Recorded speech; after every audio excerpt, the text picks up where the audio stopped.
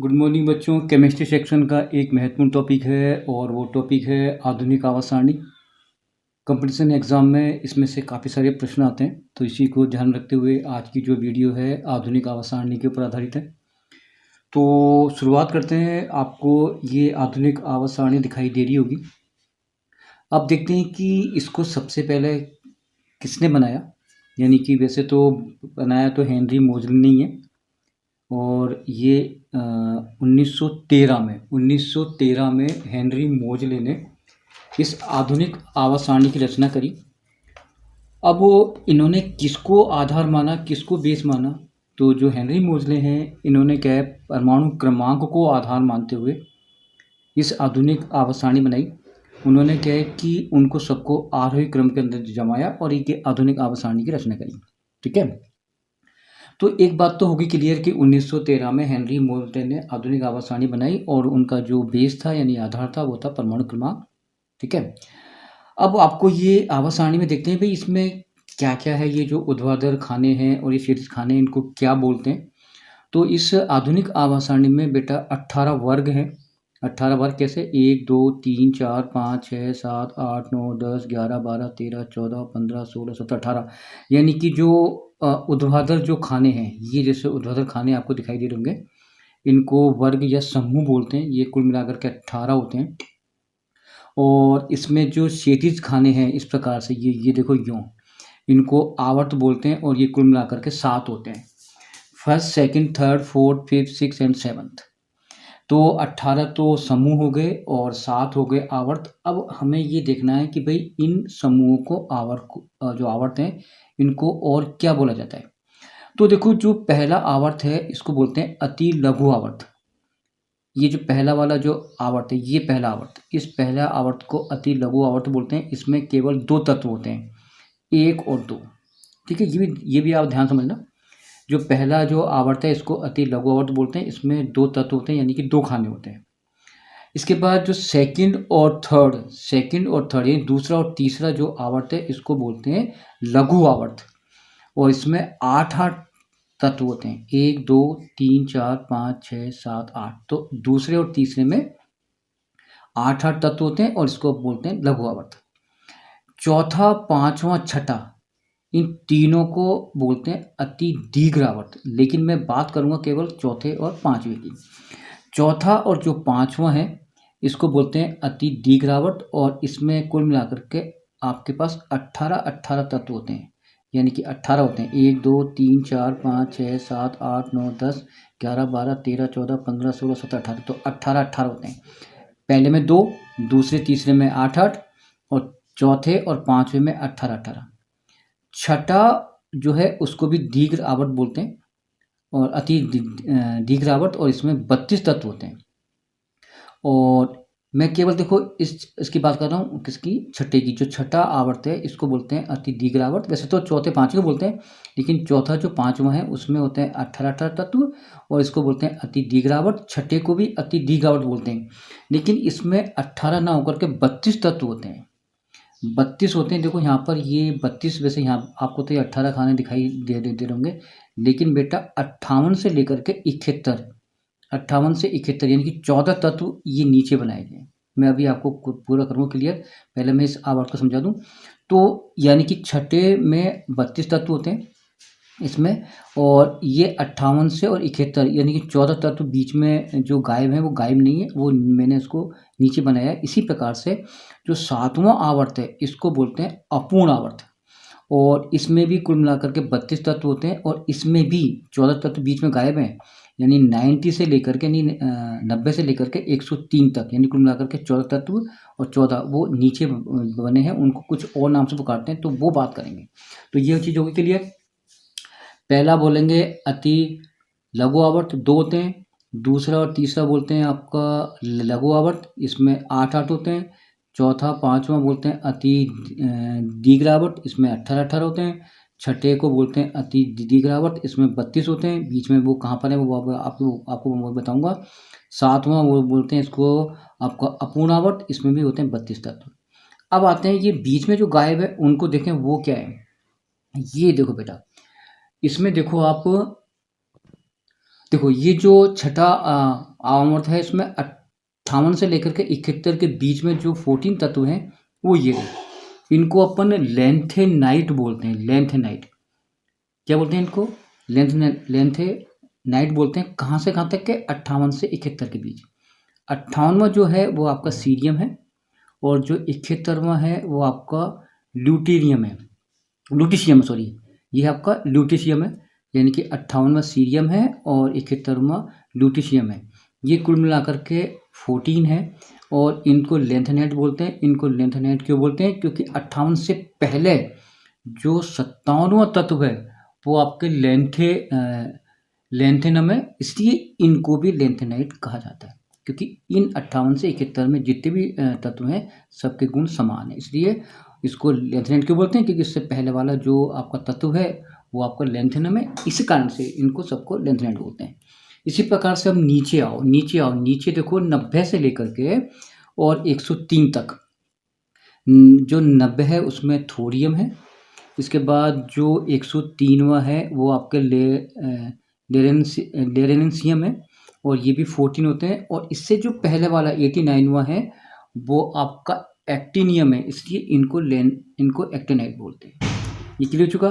यानी कि आपको आवर्त के बारे में पूरी जानकारी हो गई। अब अपन चलते हैं वर्ग के लिए कि किस वर्ग को क्या बोलते हैं। चलिए ये आ जाओ अपन वर्ग में। चलिए अब आते हैं अपन, सबसे पहले आपको मालूम है कि 18 आपके वर्ग हो गए, समूह हो गए। जो पहला वर्ग है ये पहला वर्ग, इस पहले वर्ग को शार धातुएं बोलते हैं।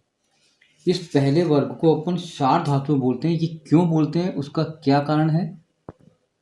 उसका कारण ये है कि ये जो धातुएं हैं ये अत्यधिक सक्रिय होने के कारण इनके जो प्रबल क्षारीय ऑक्साइड और हाइड्रोक्साइड बनाते हैं।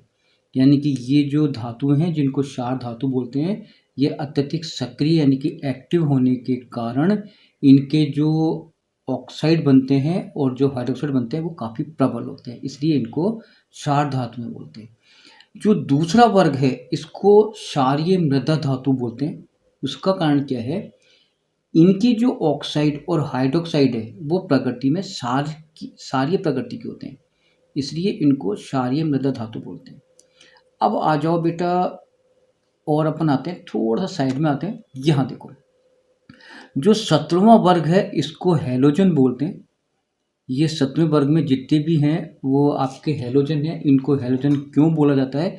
क्योंकि ये क्या करते हैं बेटा, धातुओं से क्रिया करके लवण बनाते हैं, इसलिए इनको हैलोजन बोलते हैं। और इन सभी के बाहरी कोश में एक इलेक्ट्रॉन की आवश्यकता होती है और बाहरी कोश में सभी के 7 होते हैं। इनको हैलोजन का अर्थ होता है कि ये धातुओं से क्रिया करके लवण बनाते हैं, इसको बोलते हैं हैलोजन।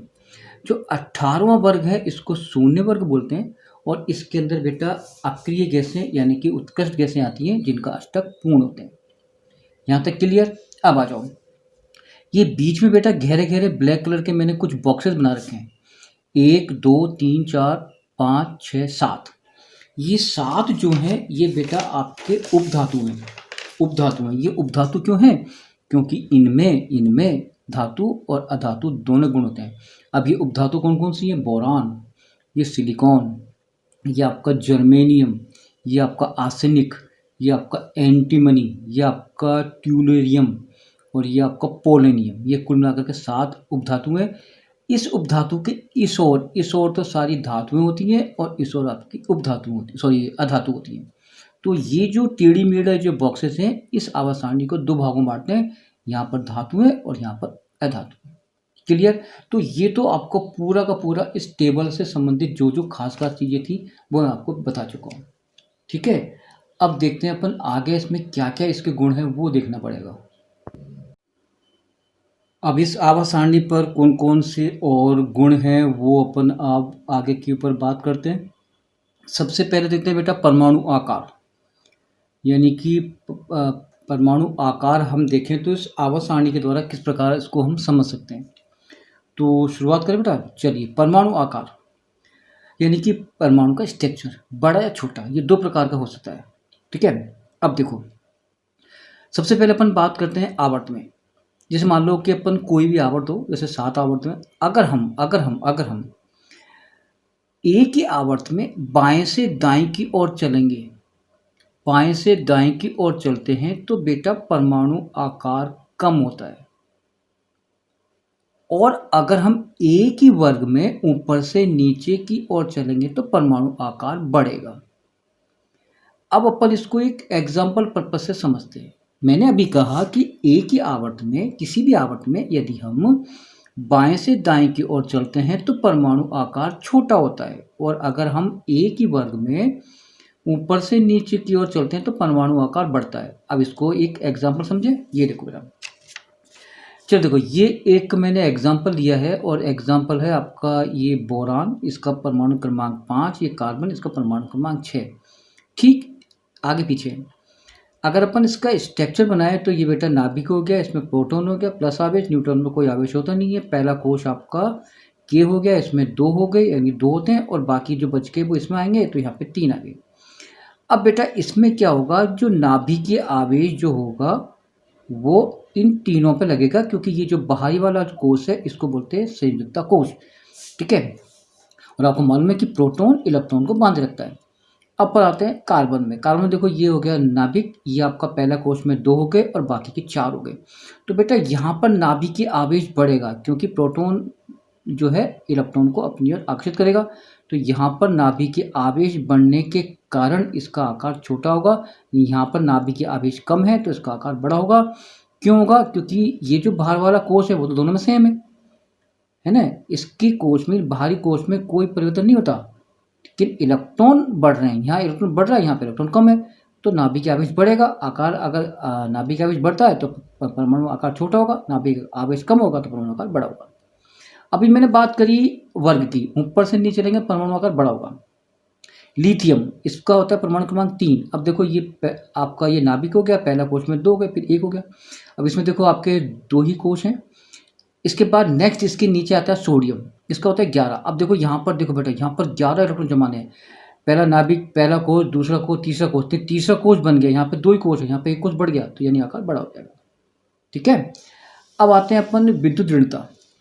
देखो, आवर्त में बाएं से दाएं की ओर चलने पर विद्युत ऋणता बढ़ती है, यानी कि इलेक्ट्रॉन को ग्रहण करने की जो प्रवृत्ति है बढ़ती है बाएं से दाएं की ओर चलने पर। लेकिन एक ही वर्ग में ऊपर से नीचे की ओर चलने पर विद्युत ऋणता में कमी आती है। ये ध्यान रखना है आपको। इलेक्ट्रॉन बंधुता यानी एक इलेक्ट्रॉन को ग्रहण करने पर जो ऊर्जा उत्पन्न होती है वो वाली बात कर रहा है इलेक्ट्रॉन बंधुता। आवर्त में बाएं से दाएं की ओर चलने पर विद्युत ऋणता बढ़ेगी, है ना, क्योंकि इलेक्ट्रॉन ग्रहण करने की प्रवृत्ति बढ़ती है। लेकिन वर्ग में ऊपर से नीचे चलने पर इलेक्ट्रॉन बंधुता में कमी आती है। वर्ग में चलेंगे ऊपर से नीचे तो कमी आएगी, आवर्त चलेंगे तो उसमें बढ़ोतरी होगी। ठीक है, अब आते हैं धात्विक गुण।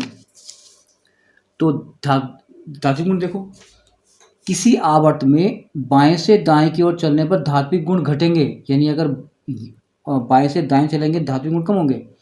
लेकिन वर्ग में नीचे की ओर चलने पर धात्विक गुणों में बढ़ोतरी होती है। समझ में आ गई। तो इसको देखो अपन समझते हैं धात्विक गुण को। देखो, अगर यूँ चलते हैं बाएं से दाएं की ओर धात्विक गुण कम होंगे, यानी कि यहाँ पर देखो उपधातु आ गई, यहाँ पर अधातु हो गई। लेकिन अगर यूँ चलेंगे तो धात्विक गुण बढ़ेंगे, ऊपर से नीचे चलेंगे धात्विक गुण बढ़ेंगे। ठीक है, चलिए अब कुछ महत्वपूर्ण प्रश्न लेकर के आया हूँ, जिसमें पहला प्रश्न है, सर्वाधिक विद्युत ऋणता वाला तत्व फ्लोरीन, सर्वाधिक प्रबल ऑक्सीकारक तत्व फ्लोरीन, एक परमाणुक तत्व अक्रिय गैसें। मानव शरीर में सर्वाधिक मात्रा में पाया जाने वाला तत्व ऑक्सीजन। पृथ्वी पर सर्वाधिक मात्रा में मिलने वाला तत्व ऑक्सीजन। द्रव अवस्था वाला धातु पारा Hg। द्रव अवस्था में अधातु ब्रोमीन। सर्वाधिक सुचालक धातु चांदी Ag। आघातवर्ती धातु सोना, क्योंकि इसके चतुर्मस्ती मुलायम होता है। और दांतों का निर्माण करने वाला तत्व कैल्शियम, यानी कि Ca। ये कुछ महत्वपूर्ण प्रश्न थे। धन्यवाद।